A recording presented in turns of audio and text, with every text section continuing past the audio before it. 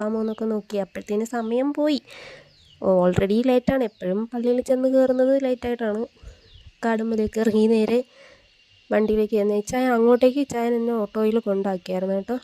പിന്നെ എന്തായാലും പള്ളിയുടെ അവിടെ എത്തിയപ്പോൾ ഞാൻ ക്യാമറ എടുക്കാനല്ല വീഡിയോ എടുക്കാൻ മറന്നുപോയി.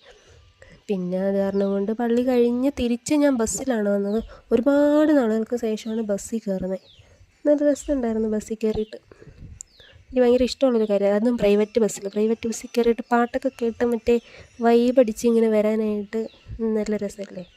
അങ്ങനെ അവിടെ വന്നു സ്റ്റോപ്പിൽ ഇറങ്ങിയിട്ട് പിന്നെ വാക്കനെ നടക്കുമായിരുന്നു. നല്ല വെയിലായിരുന്നു കേട്ടോ. ഭാഗ്യത്തിന് മഴയൊന്നും പെയ്തില്ല.